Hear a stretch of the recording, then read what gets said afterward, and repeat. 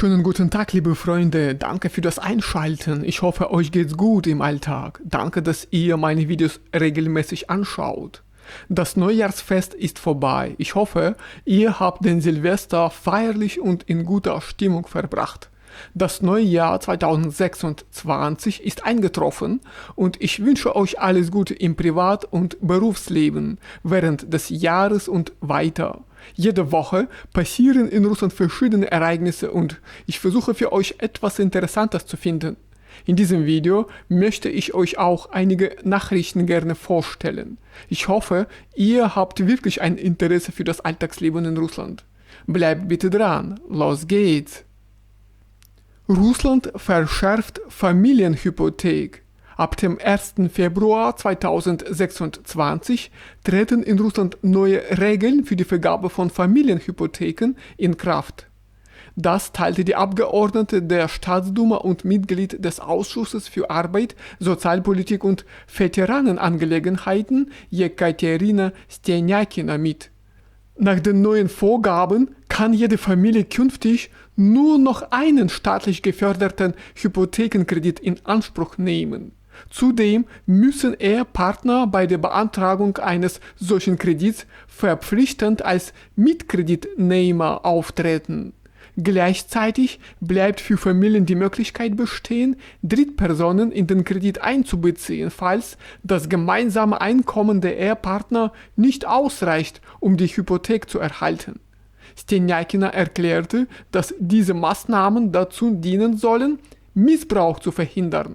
Nach ihren Worten seien vergünstigte Hypotheken zuletzt zunehmend für Investitionszwecke genutzt worden und nicht zur Verbesserung der eigenen Wohnsituation.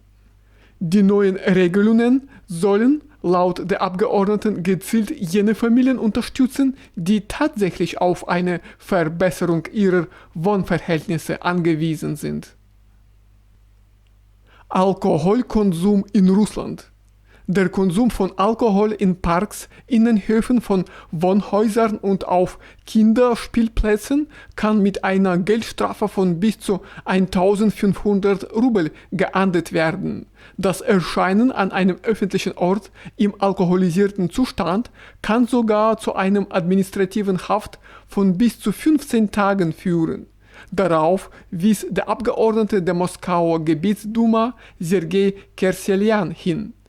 Nach seinen Worten verbietet die geltende föderale Gesetzgebung den Alkoholkonsum in öffentlichen Bereichen ausdrücklich.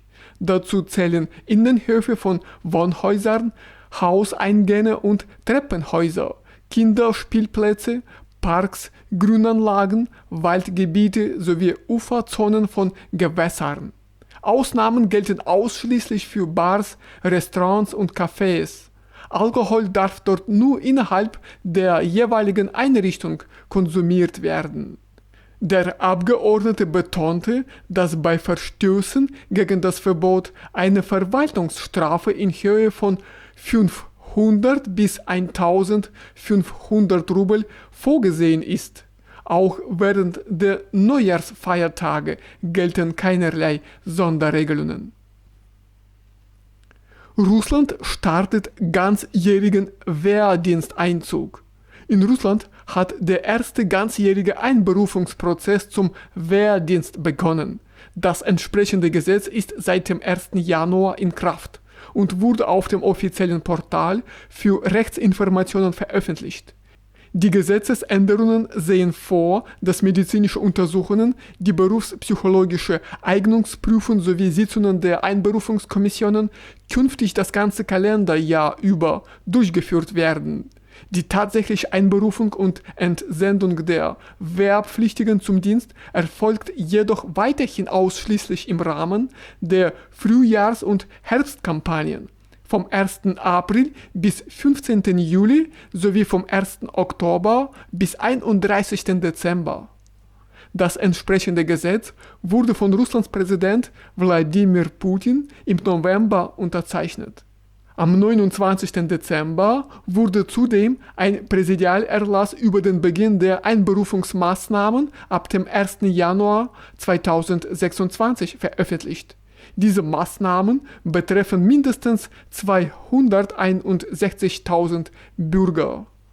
Zuvor war berichtet worden, dass die Herbsteinberufung in Russland vorzeitig abgeschlossen wurde.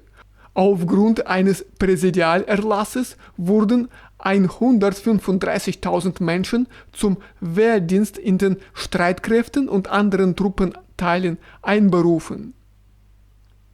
Schutz von Lehrern. Der Vorsitzende der Partei Gerechtes Russland und Leiter der Fraktion in der Staatsduma, Sergei Mironov, hat vorgeschlagen, eine administrative Haftung für die Beleidigung von Lehrkräften an Schulen einzuführen.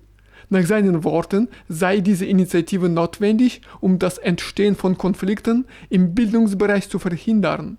Mironov erinnerte daran, dass die russische Gesetzgebung bereits eine Verantwortung für die Beleidigung von Vertretern staatlicher Behörden vorsieht, jedoch keine vergleichbare Regelung für die Beleidigung von Lehrern existiert. Dies bezeichnete der Abgeordnete als ungerecht. Er betonte, dass Lehrer eine äußerst wichtige staatliche Aufgabe erfüllen, sich dabei jedoch seiner Meinung nach nicht ausreichend vom Staat geschützt fühlen. Zudem wies Mironov darauf hin, dass das russische Bildungsministerium zuvor eine Handlungsanweisung für Lehrkräfte bei aggressivem Verhalten der Schüler herausgegeben habe. Navigation am Baikalsee. Am Baikalsee wurde die Navigation für Kleinboote offiziell eingestellt. Das Verbot gilt seit dem 25. Dezember und bleibt bis zum 15. Mai 2026 in Kraft. Dies teilte das Hauptamt des russischen Katastrophenschutzministeriums für das Gebiet Irkutsk mit. Wer während dieses Zeitraums dennoch aufs Wasser fährt, muss mit einer Verwaltungsstrafe von 5.000 bis 10.000 Rubel rechnen. Gleichzeitig gibt es Ausnahmen von dem Verbot. Diese betreffen unter anderem den Einsatz von Wasserfahrzeugen im Rahmen von Notfall- und Rettungsarbeiten sowie bei anderen sicherheitsrelevanten Aufgaben. Drohnenüberwachung am Baikalsee. Im Jahr 2026 wird die Luftüberwachung des Nationalparks am Baikalsee mit unbemannten Luftfahrzeugen regelmäßig durchgeführt. Diese neue Form der Kontrolle wurde erstmals in den Plan zur Erfüllung des staatlichen Auftrags für das kommende Jahr aufgenommen. Sie wird gleichberechtigt neben den klassischen Patrouillenarten eingesetzt, darunter Wasser-, Fuß-, Reit-, Fahrzeug sowie Patrouillen mit Motortechnik. Staatliche Umweltinspektoren sprachen sich ausdrücklich für den Einsatz unbemannter Luftfahrsysteme aus. Nach ihren Angaben ermöglichen Drohnen eine erhebliche Einsparung von Treibstoff, eine schnellere Erkennung von Verstößen sowie weitere Vorteile beim Einsatz von Quadro- und Hexakoptern.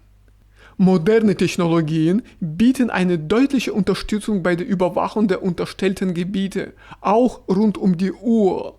Die Ausstattung der Drohnen mit Wärmebildkameras erweist sich als äußerst wirksam bei der Vorbeugung von Wilderei und bei deren Bekämpfung. Zudem helfen unbemannte Luftfahrtsysteme mit hochauflösenden Kameras, Waldbrände frühzeitig zu erkennen. Aus der Luft ist der Überwachungsbereich deutlich größer, was angesichts der Länge des Nationalparks von 590 Kilometern allein entlang der Küstenlinie von großer Bedeutung ist. Also, liebe Freunde, das war's von mir für heute. Danke, dass ihr dabei seid. Ich freue mich auf eure Fragen und Kommentare, die das Alltagsleben in Russland betreffen. Bei Gelegenheit beantworte ich eure Fragen ganz gerne. Auf jeden Fall wünsche ich euch alles Gute im Alltag und viel Erfolg bei der Arbeit. Wir sehen uns bald in meinen neuen Videos wieder. Bis dann. Tschüss.